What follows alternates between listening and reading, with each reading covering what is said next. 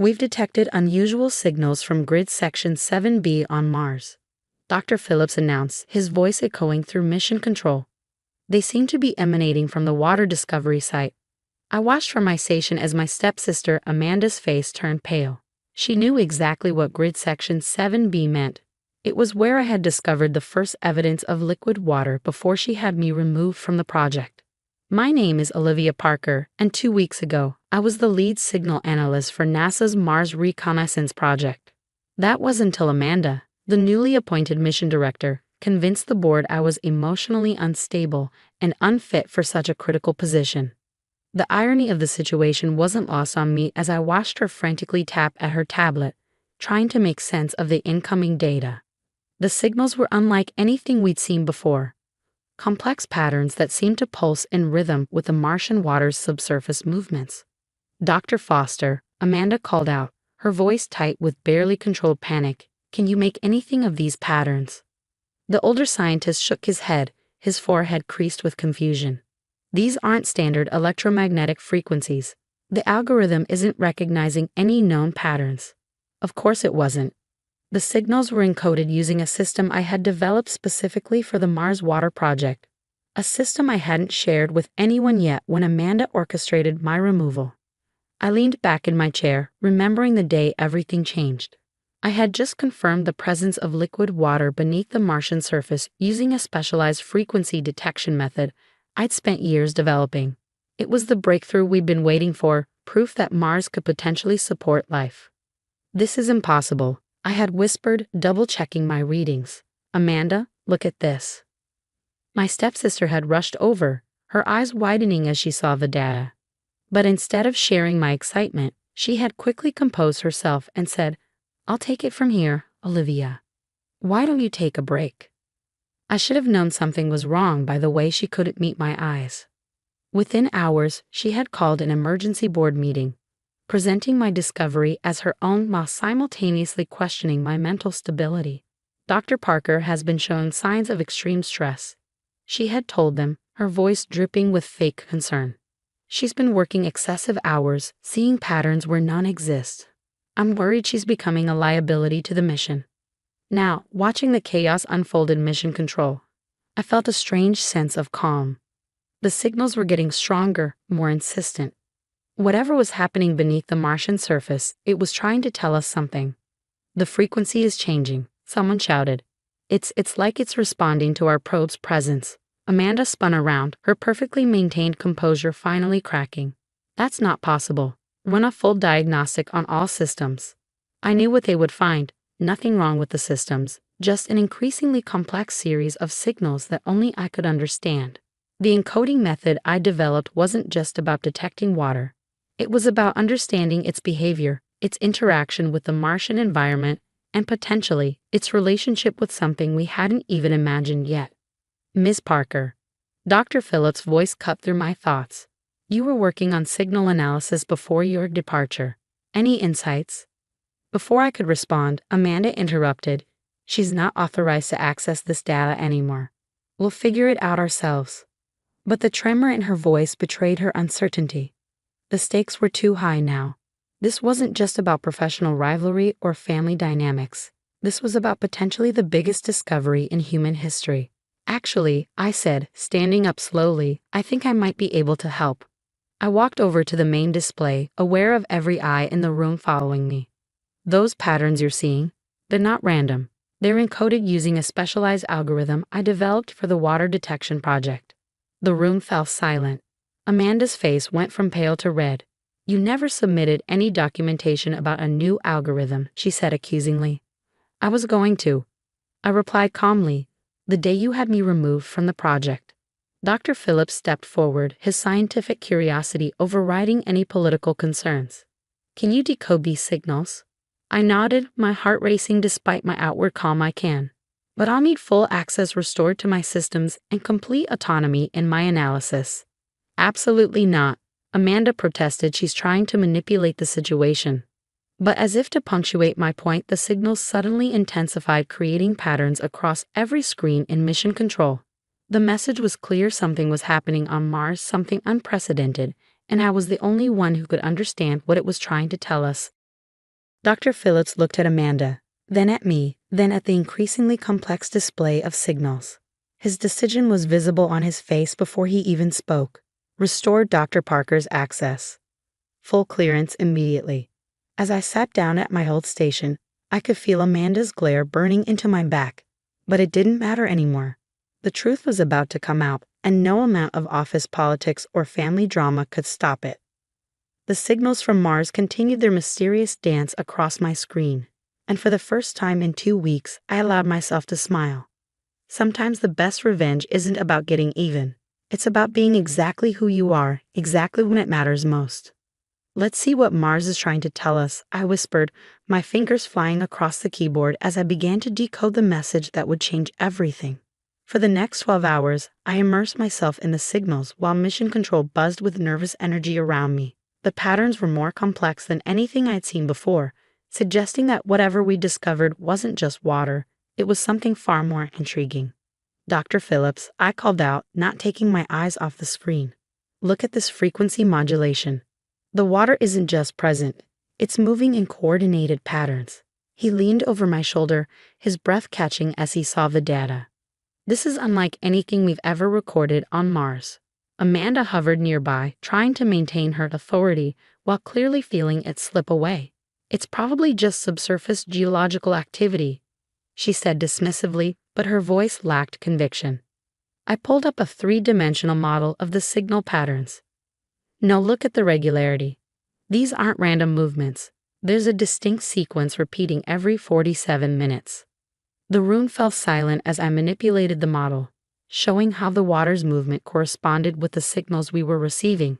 Years of research, countless nights spent developing my algorithm. It was all leading to this moment. The water, I explained, my voice steady despite my racing heart, seems to be flowing through what appears to be artificial channels. Artificial? Amanda scoffed. That's impossible. You're seeing what you want to see. Dr. Phillips held up his hand, silencing her. Continue, Dr. Parker. I brought up another screen showing the decoded signal patterns. These aren't just electromagnetic frequencies. They're carrying information, specific sequences that repeat and evolve.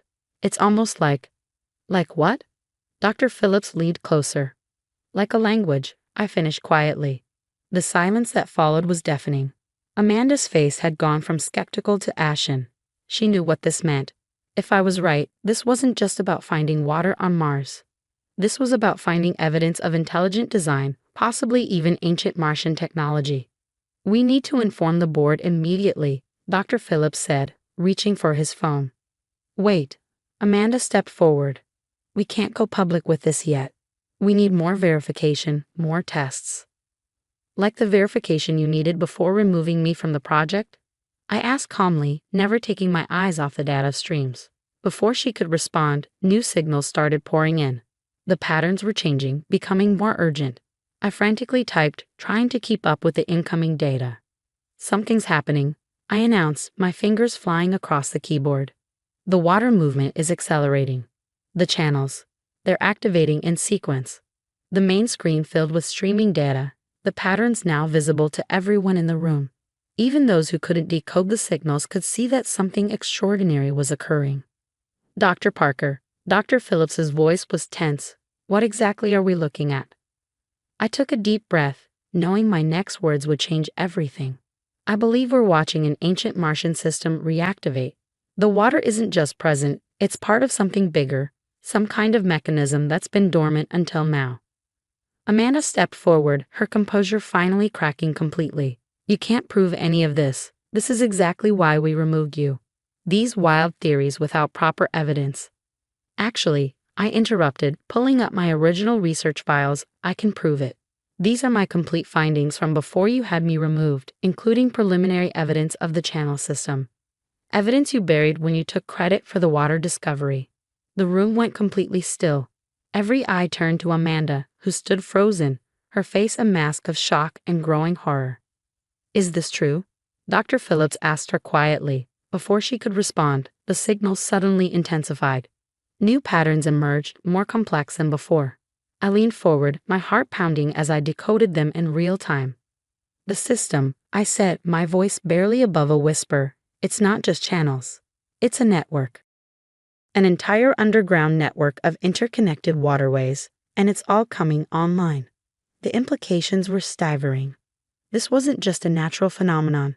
This was technology, ancient Martian technology, awakening after who knows how many millennia.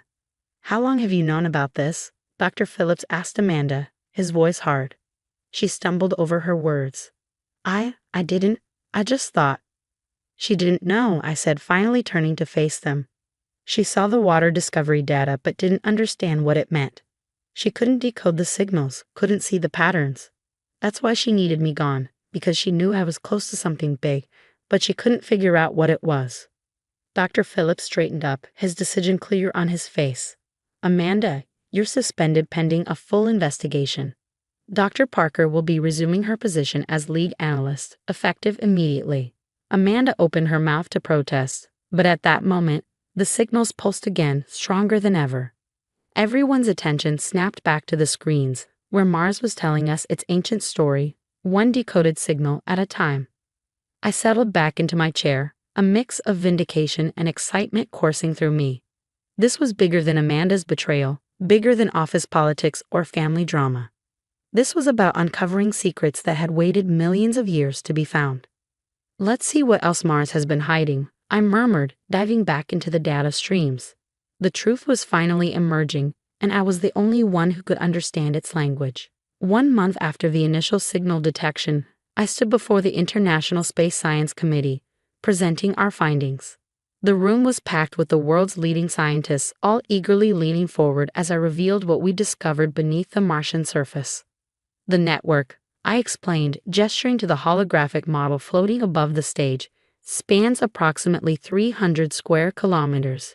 It's an interconnected system of channels, chambers, and what appear to be processing stations, all designed to move and potentially purify water. The audience sat in stunned silence as I showed them the animated sequence of the network's activation. The blue lines representing water flow pulsed rhythmically, following patterns we were still working to fully understand. Most remarkably, I continued, the system appears to be self-maintaining. It has mechanisms for preventing freezing, filtering sediment, and even redirecting flow based on pressure changes. The engineering is, well, it's beyond anything we've ever seen. From the corner of my eye, I could see Amanda sitting in the back row. She'd been demoted to research assistant after the investigation revealed the full extent of her deception. Her attempt to steal my discovery had backfired spectacularly, leading instead to the biggest breakthrough in Mars exploration history. Dr. Parker, one of the committee members, leaned forward. What are the implications of this discovery? I smiled, pulling up new data on the display. Beyond proving the existence of ancient Martian civilization, the technology itself could revolutionize how we approach water management on Earth. The filtration systems alone are centuries ahead of our current capabilities. The questions flew fast after that. How old was the system? Preliminary dating suggested at least 300,000 years. Was it still fully functional? Remarkably, yes, though we were still learning its capabilities. Could we replicate the technology? We were already working on it. After the presentation, Dr. Phillips found me in the hallway. Outstanding work, Olivia, he said, beaming with pride. NASA's approved your proposal for a dedicated research team. You'll have full autonomy and resources to continue studying the network. Thank you, I replied, still somewhat overwhelmed by how much had changed. There's so much more to learn. The signals, they're not just about water management. I think they're trying to tell us something about the civilization that built this. And you'll be the one to figure it out, he said confidently. By the way, your sister requested a transfer to the Jupiter program. I nodded, feeling a strange mix of emotions. Amanda's betrayal had hurt, but in the end, it had led to something extraordinary. Sometimes, I said, people's worst intentions can lead to the best outcomes. Later that evening, as I sat in my new office overlooking the NASA campus, I received an unexpected email from Amanda. Olivia, I know it's too late for apologies, but I want you to know that I understand now. I was so focused on advancement that I couldn't see the bigger picture. What you've discovered, it's changed everything. Not just for science, but for me too. I've learned a hard lesson about integrity and recognition. Amanda. I didn't reply immediately. Instead, I turned to my monitors, where the Martian signals continued their ancient dance. The network was still revealing new secrets every day, each discovery more fascinating than the last. Just yesterday, we'd found what appeared to be a control room, its systems still operational after hundreds of thousands of years. My phone buzzed with a message from Dr. Phillips. Meeting tomorrow at 900. Bringing in international teams. Your discovery is changing the future of space exploration. I smiled, watching the signal patterns pulse across my screen. The water network wasn't just a technological marvel. It was a message from an ancient civilization, proving we weren't alone in our quest to understand the universe. Amanda's betrayal had nearly derailed everything, but in the end, the truth had found its way to the surface, just like the water flowing through those ancient Martian channels. Sometimes the path to discovery isn't straight or fair, but if you stay true to your work and trust in your abilities, the universe has a way of revealing its secrets to those who can truly understand them. I turned back to my computer and began typing a reply to Amanda. The signals are getting stronger. There's still so much to learn. Maybe it's time we all started listening more carefully to Mars and to each other. The future stretched out before me, filled with possibilities I had only dreamed of. Mars was speaking to us, and I was ready to listen.